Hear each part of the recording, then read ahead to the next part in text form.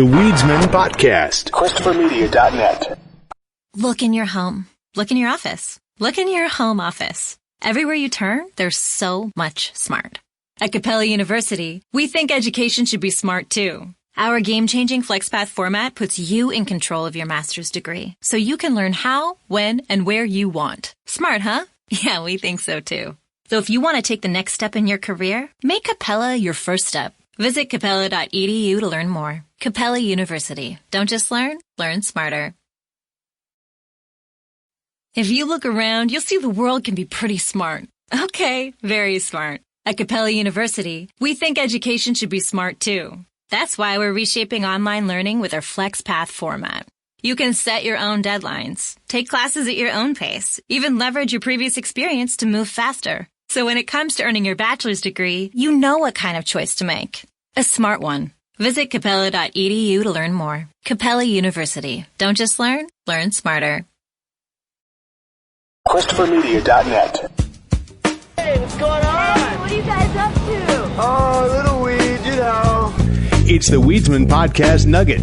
Zippity what? Ready to drop the bass? Let's drop the bass. Yeah. What does it all mean? All the random stuff that didn't fit in Friday's show you'll find here. Oh. Okay. Hey, man. You got a joint? Got a little bit of refried smell on your boy. What that mean? Please, just give me my weed, all right? Did you watch any of the SNL from this last Saturday? I did not. I wanted to today, but I was just curious. This would be the first quarantined SNL that they've done, where all the stuff, everything's been recorded from everybody's home. Which, you know, you just want to see what are the gymnastics of that. How do you make this show work remotely in that fashion? And I have to admit, they found a lot of ways to make it work. I don't know if this is going to be sustainable, you know. Well, there's only so many Zoom jokes you can make, right? Well, yeah, that's the thing. Like, they went for there's a lot of obvious things that you can do, you know, which are all the stuff that we're going through right now. So they can have their Zoom conference call, which they did with two of a pair of old lady characters that I think may have been semi-reoccurring characters. And they were just comically failing at, trying to take the laptop into the bathroom and getting too close to the video and all that. And some of that was decent. All of it it's kind of a perfect SNL episode, even though it was vastly different from what they've done in the past. It was perfect because SNL is kind of a time capsule, right? There's good sketches that you can look back on and you go, yeah, those are really funny, and you can rewatch, and they're still funny today, but they are kind of like a time capsule. Yeah. And, if you had kids, you'd know this. You'd go like, oh, dude, the bees. On SNL, they all used to dress up in bee costumes, and they'd just do like horrible bee puns the whole time. It was hilarious. And you'd show them a clip, and they're like, yeah, it's just people in bee costumes. Like, what is this? Well, now if you show them John Belushi Samurai, they'd be like, this is racist. Yeah, right. This? Right. So the best SNL humor is just kind of a time capsule. It is of its time. And there's going to be a lot that, in 10 years, in 10 years we can look at this episode and we can look back and remember what it was like, right? But in like 20 years, then there's going to be people that won't know this will just be this weird episode. Like, what the fuck was this? They won't be able to, hopefully they won't be able to relate to it at all. Yeah, I'm optimistic thinking or who knows, maybe they'll look back on this SNL episode and go, that was the new normal for television. Turns out all television went remote from then on. Right. I'm optimistic in thinking we're going to look back and say, hey, remember that year we all almost died? Right. That's what I'm hoping. We'll see. Yeah, so everything was of the moment. It was about working from home. Two of the writers and Fred Armisen did this I thought was really funny and really weird sketch where they're just they're on a FaceTime call with each other and they're just riffing back and forth, but it's about nothing. So they're going, hey, you got any ideas? What are you thinking about? What are you doing? What are you thinking about? What do you got? What are you doing? What are you doing? You know, just going back and forth, trying to get like some ideas going. And they rope Fred Armisen into it. And then they're all just shooting these like platitudes back and forth of like, you know, just broad strokes. Let's lay it out for me.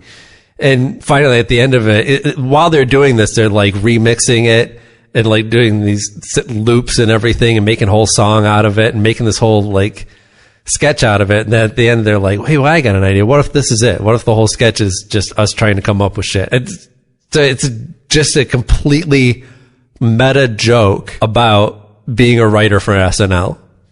Probably something they came up with last minute. Right.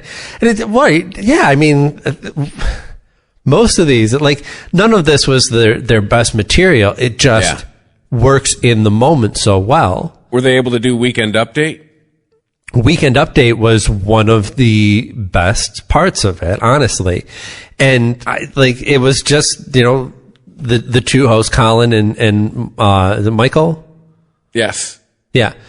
So it was just the two of them, you know, doing a Zoom call basically, but they also had other people that you couldn't see, but they had basically, it sounded like about 6 to 12 people possibly on the call with them, just listening and laughing because, Michael Shea said, that doing jokes to no audience is just really weird. Mm-hmm. Well, that seems to be a lot of, like, you know, when you watch John Oliver, but what Bill Maher actually puts in fake laugh tracks. Right.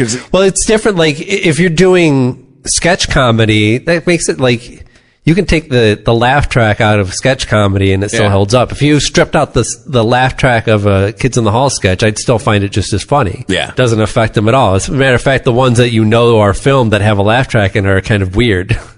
So you're like, this was on location.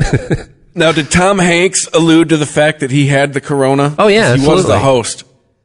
Yeah. So, like I said, everything about this episode was of this moment. You pick Tom Hanks. That's all he really did. Tom Hanks came out at the beginning, and I think he did a little button at the end, maybe. And that was it. But it was just, you know, hey, why not have the celebrity face of the pandemic? Right. So basically all of his jokes were about that. It was all about being the celebrity face of a pandemic and, you know, doing stuff at home. You know, he says, you know, tonight we're going to present a show for you. It's not going to be our normal show because, you know, all of our cast are going to be filming themselves from their own home like this. Like I'm doing now. Well, not like this home. Not everyone's home is going to be like this home. Let's call it the house that Gump built. Yeah. And I'm trying, like, what were some of the other really highlighted moments of it? Overall, it was a really solid episode that I find, and maybe, I think part of this, I was primed for it, right? There was something about watching the show, knowing that it's one of those shows that, I know its viewership isn't like what it used to be like when we were kids, but it's still pretty heavy, and it's super influential. Even beyond those people who tune in the night of to watch it, those clips are going viral all over the place. So it's a big show. And there was, I have to admit that there was definitely a part of it that was like, hey, I'm watching this as part of this group of this whole country that a lot of them are also watching this, and we're all laughing at these jokes for the same reasons because we're all living through this shit right now. Yeah. There was this like massive communal element to watching this show that used to be, this is what my parents used to talk about. My mom used to talk about how big SNL was back in the day. Yeah. I mean, because, we grew up with like the Adam Sandlers and the, I'm forgetting everyone else's name, but Chris the Farley, 90s, the Chris Farley, the David big 90s Spade. that went on to do the big crazy movies and all this shit. And, my parents were like, oh yeah, SNL is definitely a thing. but it was like a religion when we were like, if we were out, the bars would just all of a sudden empty. It was appointment viewing. Everybody would go home. They'd all drive drunk in their cars, no seatbelts, and they'd go to somebody's house. Yeah, because we didn't have and watch it. DVR. Right. Yeah. You had to watch it then. You had to know how to program your VCR. Not many people knew how to do that.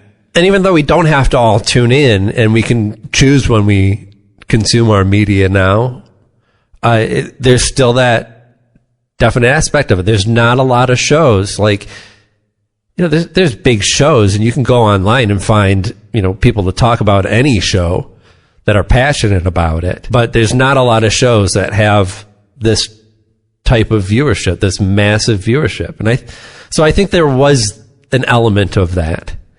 And looking, and everyone's looking for ways to find humor in this any way that they can. So it's almost like a cathartic laugh. I might have laughed a little too hard at it, given the quality of the jokes. Not that anything was bad per se.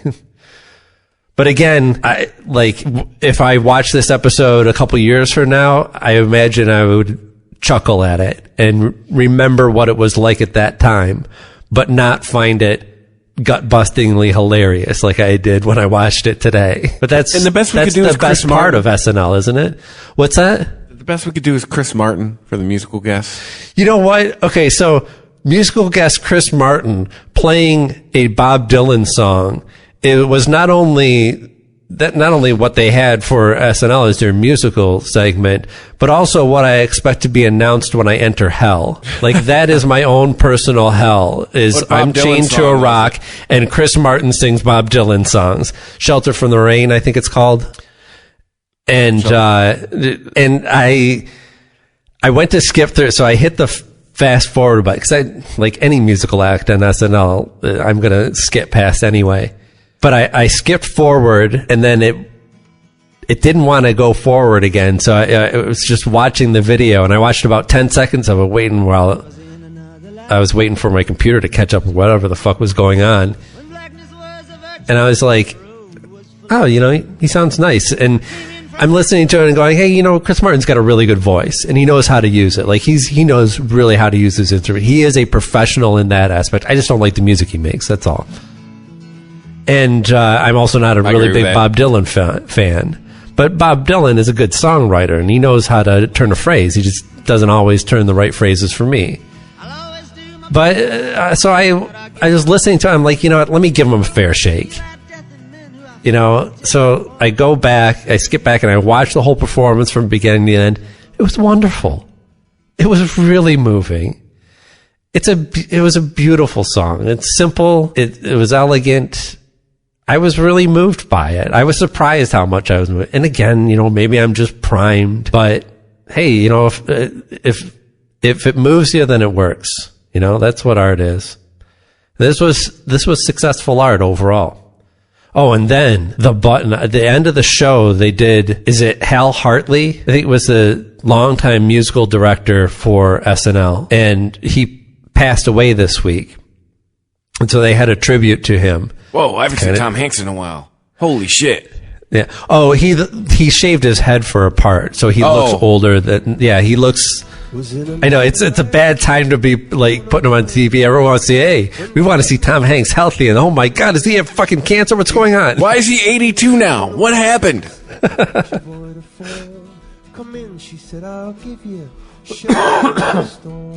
But yeah, the musical tribute that they did had little interviews with cast members past and present, and returning guest hosts talking about their experience working with Hal and what an influence he had on it. And they had a choir of the female cast members past and present sing "Perfect Day" by Lou Reed. I don't know how I feel about that, hearing you describe that. Yeah, I know, it sounds a little too saccharine. It's well done, though. It is really well done. It's just a lot of people. I think it's even more effective because everyone's recording this from home. So somebody's holding up their phone and recording a message about what this person meant to them. And then trying to pick which site's going to give me less bullshit so this loads quickly. At the end of the episode, when they usually have the big scene where the cast comes out and they all put their arms around each other and all that, and of course that's not going to happen, and it's just this empty stage. Damn.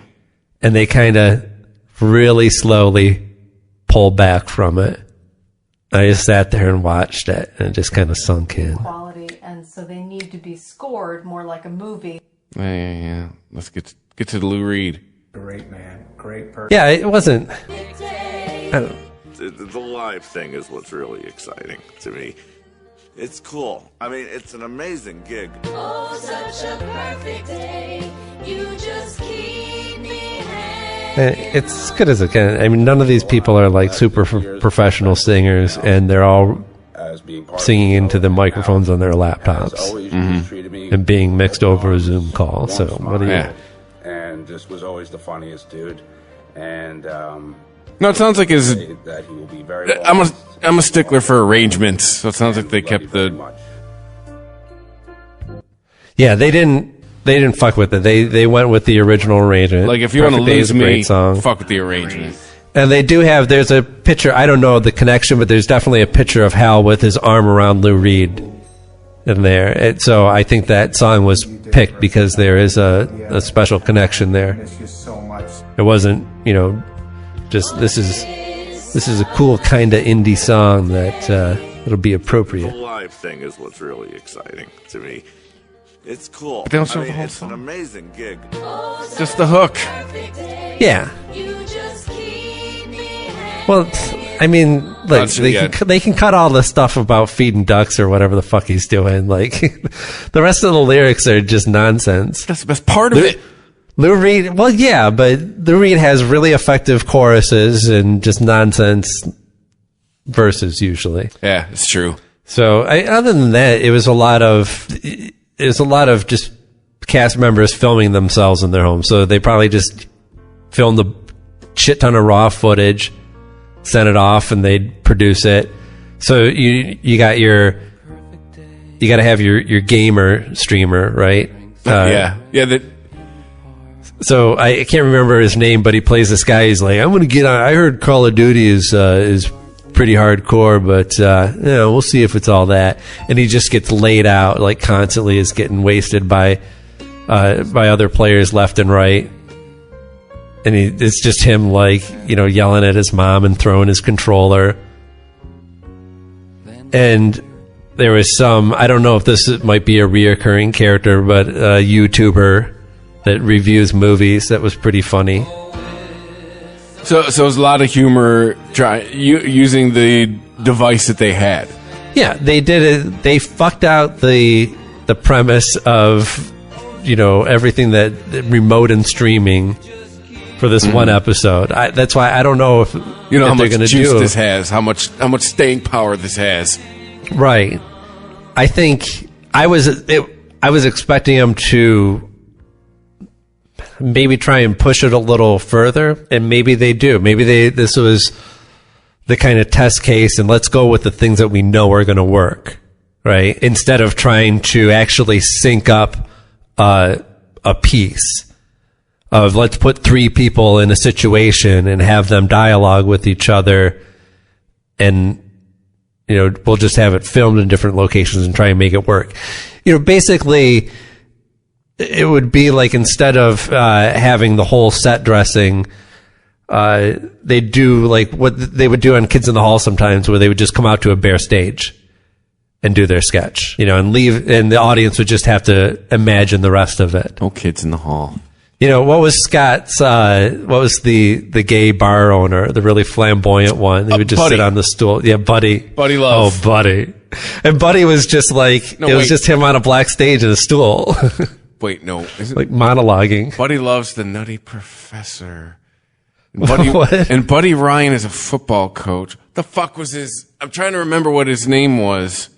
It was Buddy something. Kids... It wasn't like Buddy Love? Well, I'll tell you, no, Buddy... That's the Nutty Professor. I want to say it's Buddy Love, but that's... Buddy Love is the name of the Nutty Professor? I didn't know that. Shows you how much I pay attention to those movies. Mm-hmm. Buddy Cole. Buddy Cole. Yeah. Yes. I just wrote the Kids in the Hall, Buddy. And yeah, Buddy Cole. So yeah, that was his name. Why can't these guys reboot? Yeah. Haven't they tried a couple times? The Weedsman Podcast. ChristopherMedia.net. ChristopherMedia.net. The Weedsman Podcast. You know what was really good? The Masterclass Quarantine Edition. I actually have a link so you can watch some of this. Let me see. Is that a thing now, the Masterclass? Have you heard of these? It might be somewhere it might jar my memory when I see how it's presented. Really high-end online classes that you can do on just all kinds of... Penn and Teller did one recently about magic. So if you want to actually... Is it like the new TED Talk? It's the TED Talk for people who can afford to, throw thousands of dollars at education. So let's see. Third video down, you'll see the Masterclass Quarantine Edition. I think it was I think I said Hal Whitner. I couldn't remember if for some reason, maybe I'm confusing him with our governor, but it's Hal Willner was the composer and music director for SNL. Man, again, seeing Hanks like that's jarring. Yeah. But the Masterclass was just, I don't know her name, but she does impressions of different celebrities doing their masterclass. So one was Timothy Chalamet shows you how to wear hoodies, which was great. Just talking about in different ways. Sometimes I like wearing it down, sometimes up. Quarantine edition. Classes like Timothy Chalamet teaches fashion. I'm really passionate about clothing. I love fashion. I love clothes. I love hoodies. I've never heard Timothy Chalamet talk, so I don't know if he talks like that. I don't even know who that is. Your mom has sex tapes about me. He's a big heartthrob. He was in I think Emma or one of those. That's right. movies. I forget. You have kids. You have a link to this shit. My kids, I don't know if they know who Timothy Chalamet is. Lesson number 2 is layering. I follow females on Twitter. If you're over 40 and on Twitter, you're in love with Timothy Chalamet. Put it over your hat. Oh, okay. And a woman? Or just in general? I said female. Because we're woke. Oh, okay. But yes, if you're a female type of woman, especially. I like to wear my hoodie like this. Or I can wear it like this. She does. There's somebody else that she does, but I think it's... teaches TikTok. I don't know if she's doing a real person again or a character. Whatever the fuck that is. It seems like it's a fake character, but it could just as well be a real YouTuber that she's making fun of. Now that I'm in quarantine, I make a point to do 24 TikToks per day. Lesson number 1, and I gotta go fast because I'm technically supposed to be in homeschool. For me as to why exactly, for no reason I do not understand, I have 17.7 million followers on TikTok. To make a TikTok, you can literally do anything. Just dances around like an idiot. I'm like, yeah, that's what a lot of them look like. I've been working the Instagram, and yeah, these things are showing up now, and I feel old. Carol Baskin teaches bike riding. There you go. Carol Baskin teaches how to ride a bike in YouTube. Now, don't go too fast. Her Carol Baskin is great because she's got that frozen smile and those dead eyes. Hey, all you cool cats and kittens, come bike with me. Riding my bike on the big kitty lake around the kitty cat preserve, and I didn't kill my husband. I like to ride by the big kitties and the little baby kitties. She's got the look down. She's got that slides stare in, down. and I didn't kill my husband. Yeah. My husband. Still, just as expensive. Oh, stuff like that reminds me I'm aging. Or I just don't pay attention to things. Probably little column A, little column B. Yeah. So I've some of seen these those masterclass things. I've seen, as soon as I saw the logo, I was like, okay, yeah, I've seen I'll see them on LinkedIn a lot. Right. Yeah. Yeah. I mean, some of these just seem like sketch ideas that pre-quarantine were getting shot down, and this is finally their chance. Right.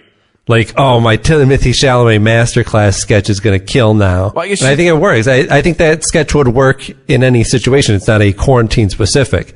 It's leaning into the idea of streaming media being something that we're all, hooked to the teat of at this moment. Just trying to find a picture of this fool. Which fool? Oh, Timothy Chalamet? He's a heartthrob. He's got he's got a square head, but not in an offensive way. I think he's attractive. Yeah, it's your standard blue steel, shaggy hair having, chiseled cheek having. Yeah, you're right. This is Robert Pattinson 2.0. And Robert Pattinson was like Johnny Depp 4.0. He's Robert Pattinson with a more severe jawline. Robert Pattinson that would probably honestly look better in a Batman cowl. He's got that look just like him and Kristen Stewart. Like, what the fuck are you looking at? Yeah.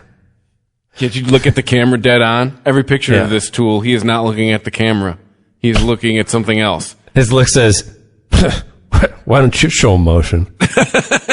Tell me what to do. Yeah, what is this guy? 17? Oh, 95. So, no. Oh, he's 25. Oh, did you see the Bernie Sanders skit? He does a...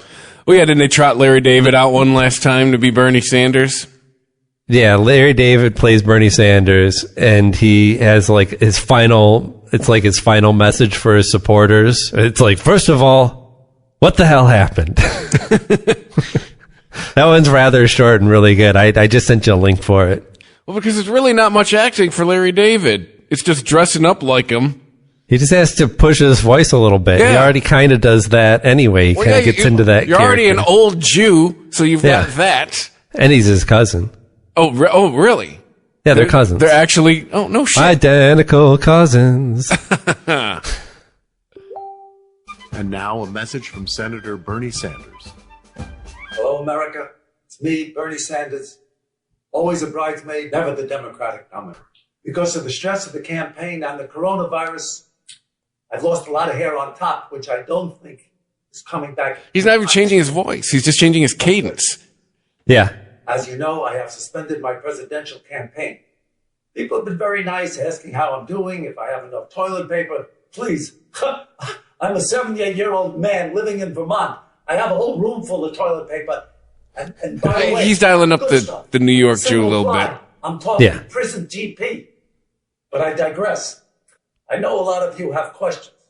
And because I can't download Zoom on my Dell computer, I thought I'd answer them all right here. Question number 1. What the hell happened? First of all, math happened. Theo Burning. Math happened. And it didn't help that the media lined up behind Joe Biden like he lines up behind a set of ladies' shoulders. Which brings me to our next question. I wish that was part of his real address. Joe Biden. It's not about if I endorse. I'm going to endorse. It's about how I endorse. A full-throated, I endorse this man? Or endorsement, soft endorsement, a heavy. That's definitely just all Larry David there. Just a chop. Let's move on to the real crisis, the coronavirus. Our healthcare workers don't even have the proper protective equipment. They don't have Purell. They don't even have the little keychain that has the bottle of Purell that goes on your purse. Their gloves have holes in the fingers, like Oliver Twist. And I should know. I went to high school with Oliver Twist. Oh, boy, what a schmuck. Please, sir, may I have some more? Greedy little bastard. To tackle this pandemic, here's what we have. No more handshakes. No more high fives. And don't even mention the Eurokiss.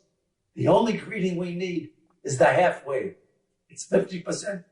Hello. And 50%. The half wave. It's work for me with you. I get behind that. What's next? Love it. Don't worry about me. It's spring in Vermont, so soon it will be up to 40 degrees. And I finally have the time to relax and finish that heart attack from October. But my idea is to do anything I can to beat Donald Trump. That's why I'm voting for Joe Biden as enthusiastically as Joe voted for the Iraq War. In closing, I just want to say a sincere thank you to everyone who voted for me. The young people, the queer people, the Brendans, the Kyles, and of course, the hot girls who love weed. And to the little bird who landed on my podium during the last election, Where the hell were you this time? Stay safe. And please, whatever you do. What does he say? He thanks the Brendans and the Kyles. Somebody show me how to turn this stupid thing off. This has been a message from Senator Bernie Sanders. And what was the line? And the hot girls that smoke weed. Oh yeah, and the hot girls that smoke weed. That's right. Like, yes. Wow, that's all your supporters on Twitter that I see every day. They're all Brendan's, Kyle's, and hot girls that smoke weed. Well, maybe I'll have to check this out. Because the word of mouth on this has been kind of mixed. It seems some people liked it and some people did not like it. I think it was really strong. I thought it was really well done. I mean, there's some duds, like you got 2 musical numbers from Pete Davidson that are like, yeah, okay, so nobody wanted to do a sketch with you, huh? Right. Huh. Yeah, I don't get that guy. Huh. Yeah, I'm not with it. Like that guy he's continued to keep his job at SNL because he pulls headlines. And apparently, amazingly hot chicks as well. Yeah, he pulls tail. I get, like, I'm kind of mad at him because, like, really? You're going to go after all my girls? Right. Well, Anna Kendrick's next. Right. I think she might be too short for him, but, like, you have, fucking Underworld. What's her name? Beckinsale. Yeah, Kate Beckinsale. And the singer Ariana Grande, yes, 2 just perfect human beings. And yeah, his crazy bug-eyed bleach hair. He was funnier before we knew who he was. I don't know what that means, but here I am going all this time going, what am I doing wrong? Why can't I get it? It turns out what I'm doing wrong is not looking like an anime demon. And he pushes the fact that his dad got killed in the World Trade Center. Not looking like the 4th clone in a Multiplicity remake starring Eminem. That's true. Eminem's little brother all grown up. Is that Nathan Mathers? Damn it, I watched something I forgot. Fuck. What did you watch? What have you been watching? What's new? Was it something new or was it something old? Had it just come out? I don't remember. So it's great. It was memorable. Yeah. Everyone should watch it. Was it a TV show or a movie? We How many watched syllables? God damn it, the Mark Twain Prize. Dave Chappelle getting the Mark Twain Prize. Oh yeah. How was that? It was cool. It was, a little bit of Dave Chappelle stand up mixed there, but it was essentially him being honored. Yeah, it's a whole tribute to it. Like other people come on and talk about him, right? John Legend remind that it's like an hour and a half long hand job. Yeah, but things like John Legend reminding you when he's not beating you over the head with his politics that he's a really good musician. Yeah, things like that. Tiffany Haddish apparently and him go way back. He helped bring her up. They had Neil Brennan come out. His speech was hilarious. His writing partner from Chappelle's show. So Jon Stewart came out and it was good. No Louis? Yeah, no Louis. No Louis C.K. Oh. No, yeah, I think that was everybody who spoke. They had, Aziz Ansari. So yeah, Aziz spoke. So, I mean, they weren't afraid to bring out the sexual abusers or alleged. Oh, well, come on. Sexual. But you know what I'm saying. That's blown over by now, right? Nobody, that's not sticking to Aziz, is it? Having a bad date? Correct, but I'm just saying, if you make the joke if Louis was there, right? I'm saying if Aziz was there, they probably wouldn't have been, maybe if it was a few months from now, maybe Louis would have been there. Probably not, but. I don't know. Didn't he have, does he have a new special out or something? Yeah, but he's doing it like he did before he got huge, and he's just selling it on his website. It's what he did before. That's how he was making his living before everyone wanted a piece with him. He had cut out the middle. Louis had set up the business. Well, he had done that after he had already seen some success. Oh, okay, so he kept it going. Cause he had cut out the middleman, and he was the guy that had kind of told comedians, hey, dummies, just buy a website and sell it off your website and keep all the money. Right. So I guess that's what he's doing now, so I'm sure he'll be fine. because it's what he's always done. Although I think maybe Netflix has changed the way that they handle this now, because like what did Joe Coy did, he just threw his own money at it, rented a place, and produced a whole show, a whole 1 hour special by himself, and then sold it to I think it went on Netflix or something. Mm-hmm. Yeah, you keep costs down that way, right? You make all the money. Yeah, like you got to recoup some costs, but at the same time, you also think about it. You also get to make money off the show. Like you get an audience in there. You're just playing you're doing a couple shows. You're making money off of that, and you're filming everything. I mean, yeah, there's a lot of back end production that needs to be dumped into it. That gets expensive, but you don't have to distribute and advertise for it. That's really expensive. Mm-hmm. Yeah. And so I don't know. I get why Louis can do that. I mean, I get why he did that, and he's lucky enough that he can do that. But that's like the 1% of 1% of celebrities that can actually do that. Yeah, but he's that 1%, so he still gets. He was. Yeah. Well, he's still got his fan base, because it seems a lot of his fans are still pretty loyal. You know, he came to Detroit. His shows were sold out. You know, he's touring. Yeah. He's still selling out. He's not, the venues aren't as big as they were, but they're not small venues either. You know, I think the Royal Oak Music Theater. He played 2 nights in a row. And he sold them out. Yeah, and we also sometimes forget like how deep that comedy bench goes, and we only, like most people only get to see just the top earners. Mm-hmm. You know, like I mentioned Joe Coy. If you might not even know who he is if you haven't, if you're not an Adam Carolla listener. You know, he has his audience, and it's really loyal, but he's not like, you know, put you on TV type of famous. I actually knew who he was before. I knew who he was from Comedy Central. He was one of those guys that you just, you know, during the day, on the weekends, you know, just they'd run their stand-up specials, and he was one that you'd see every so often. And I remember thinking this dude was funny. And then all of a sudden, he shows up in Adam Carolla, and boom, now he's just huge. At least with Filipino people. He's huge, but he's not like going to star in a movie. Yeah. Yeah, he's huge in comedy. Huge. He's not Kevin Hart, but he's also making a shit ton of money. He's making a really good living. So that's all I'm saying. Like, who are we talking about?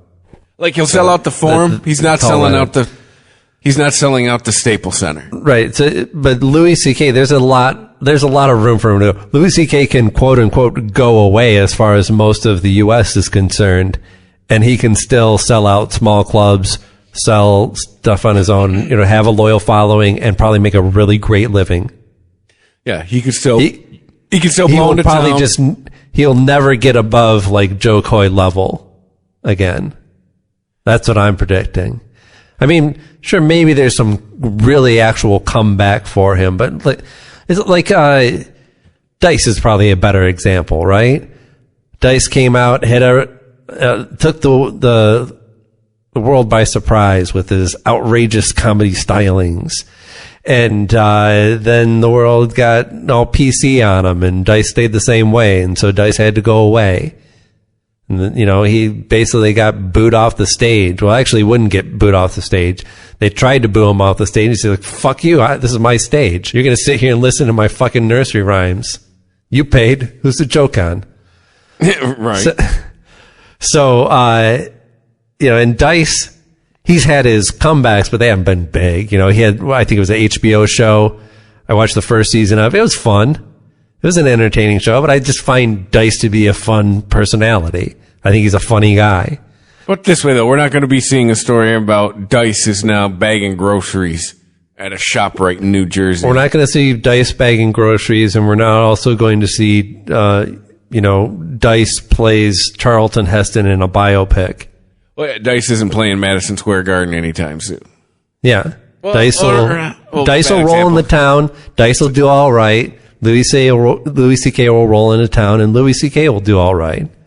But you just won't see him on the billboards anymore. MSG's a bad example. Dice from New York. Let's say Ford Field. Dice is not playing Ford Field if he comes to Detroit. Right. Maybe arena in his hometown. Maybe a bad example. So he probably could pack that one. The Weedsman Podcast. ChristopherMedia.net. ChristopherMedia.net. The Weedsman Podcast. I'm trying to think of what else I watched. I've already raved about Devs. Westworld's just weird and boring. Man, that show petered out quick, huh? Everyone loved it when it first came out. Now what, third season Westworld? The genuine... I don't know. Everyone in general, they seems to be by season 3 of Westworld. I found myself, like, there's two things that keep me coming back. One is Thandie Newton, and the other is, oh fuck, I forgot the name of the actor who plays Bernard. Ah, shit. What is his name? I don't know. I'll watch it. Yeah, but you have Google too. I can't reach my computer. I have to sit up. Westworld Bernard. It is Jeffrey Wright. Do you know Jeffrey Wright? Yeah. Probably get when I see the person, like, oh, that guy. Me. Yeah, he probably would be one of those actors. Is he a Joffrey? Is he a Joffrey? Yeah, is it how you spell it? Geoffrey? Oh, no, Jeffrey. With a J? With 2 Fs.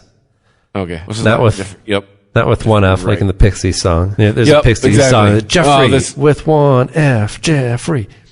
That dude.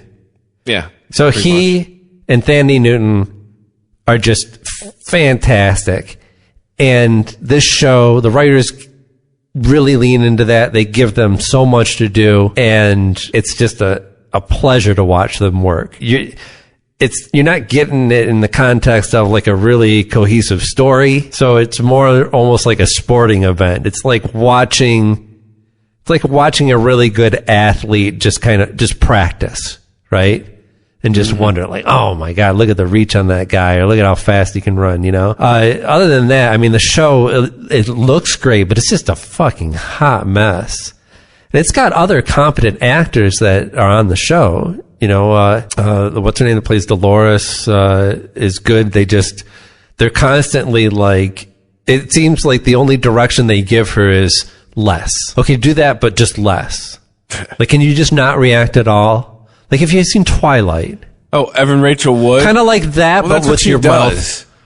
Give us Twilight, but with your mouth closed. Give us a little Kristen, but not so much with the mouth open. Like, she was in that Beatles musical, like, 10 years ago. What was that? Or not more than that. What was it called? Across the Universe. Yeah. And she looked not my thing. I avoided that like the COVID. It was all right. It wasn't that bad. But again, the music's already good, so it's already got a step. But yeah, she was in the whole time just dour. Like, she looked like she was like, it's supposed to be a love story. Like, that's what that chick does. She's just got that kind of vibe to her, man. I don't think it's her fault. I think she's great because in season 1, she plays this, girl from the fucking prairie. She's one of the robots in Westworld, and she thinks that she's in the Old West. Mm-hmm. And she goes from that to, unfeeling robot, constantly back and forth during season 1. And it's great to see. And she really gets get a chance to do the whole gamut of really chewing up the scenery to, not doing anything at all, barely. But now it's just all robot Dolores, and it's not really working, and it doesn't make any sense. And I don't know. They've got Aaron Paul, from the guy who played Jesse Pinkman. Mm-hmm. And he's just this kind of loser guy. I don't know really what like an ex-soldier, has been doing like semi-illegal gigs here and there for work and is kind of lost. And part of what the Dolores, the robot, who has now escaped into the real world, she's after this repository of information, right? So part of Westworld is not just the creating of this world and all these people that live inside of it. It's also cataloging all of the people who interact with it. And so it's basically gathering advertising data, You get to find out all about those people, how these rich people like to live, what they like to do, what they don't like to do. So apparently now this model has somehow spread to the world, and they've been able to extrapolate and now not only tell you anything about a person, but can even take this information and tell you within a range of months when you're going to die. Yeah, I'm already out. Yeah. It's like way total too much bullshit. going on. She goes, in a little over 2 years from now, you're going to shoot yourself on this bridge. And he's like, how could you possibly know that? Because, the data says that you're an ex-soldier and you've been dealing with depression and you've been talking about this and you own a gun and you like to come here to look at the birds and this will be the place that you choose. I'm like, Jesus fucking Christ, are you kidding me? It's not entertaining. It makes no sense at all. Like, Devs is doing something similar, but it's actually tackling it from a semi-scientific point. And this is just trying to be like, computers. That's all they know. Yeah, this is like computer. Oh, those big crazy computers. They can do all kinds of stuff. It's the future. Yeah. Devs actually does predict the future. That's the big spoiler in Devs. Sorry, anyone who's planning on watching it, but Devs, their computer not only can look at the past, it can predict the future. But made by Apple. But it does so using actual science. It doesn't mean that it's solid science, but at least they use that as a starting point to, do something creative with it. I don't know. This is like the Matrix. Like, big ideas, poorly executed. Yeah. We want to tell them. Right, yeah. Here, let's put a big electronic rave in the middle of it. Yeah. That'll make too much emphasis on style in Westworld, a little too hand-wavy with the plot mechanics and the actual physical mechanics and the science mechanics and the how people act and talk mechanics. Like, just stop. Like, they can't keep doing they're a robot. Oh, they're a robot now. So so no good on the new Westworld? I'm going to watch the new episode after we get done here. Just like no good on. It's not good. Ozark. It's not good. Like, Ozark's more worth watching. I just think they weirdly shit the bed halfway through. The first half of Ozark season 3 is great. None of season 3 so far of Westworld has been great by any means at all. It's just been really good actors getting chances here and there to show off. And, the whole production team of an HBO show, they always look beautiful. They get these great locations. It's a really super competent show. It's all the writing. It's all in the writing.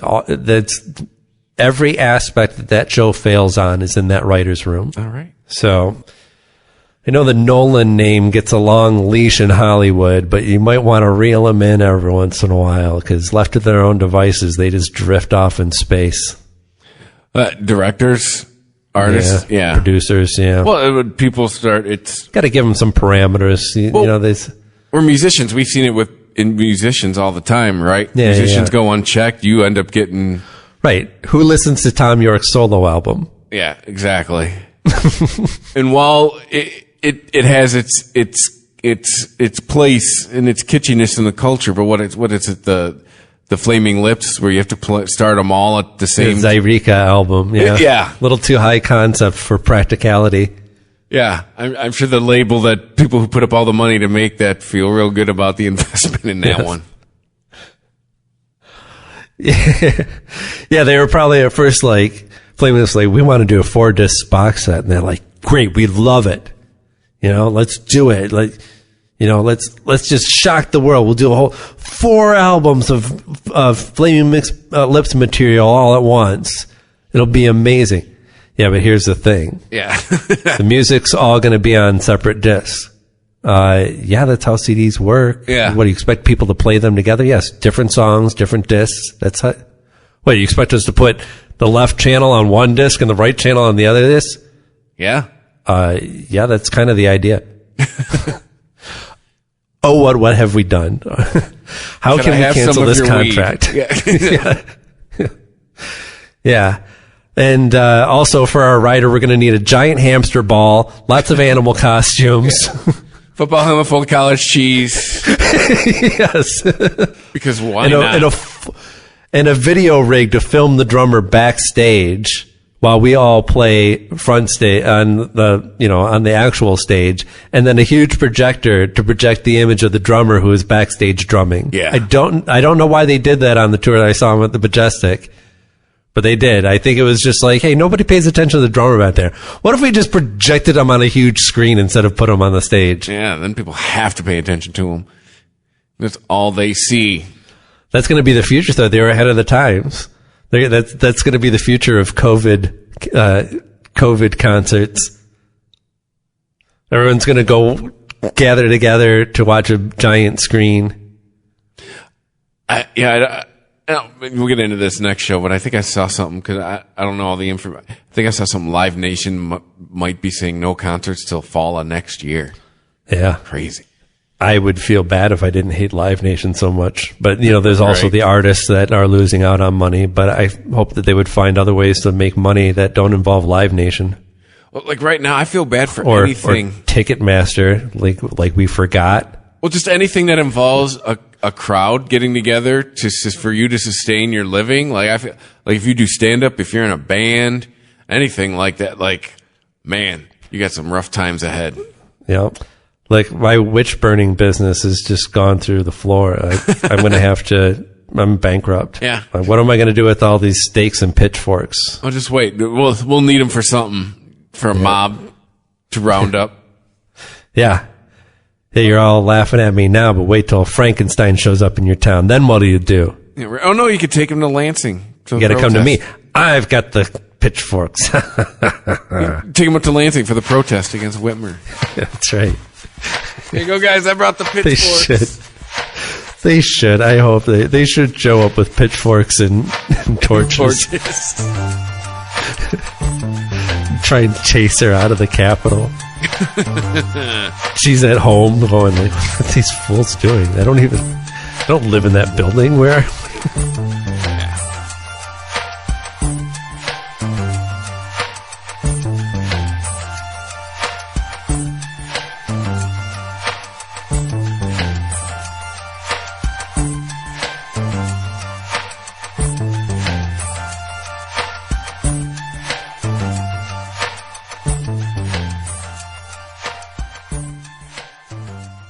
The Weedsman Podcast. ChristopherMedia.net.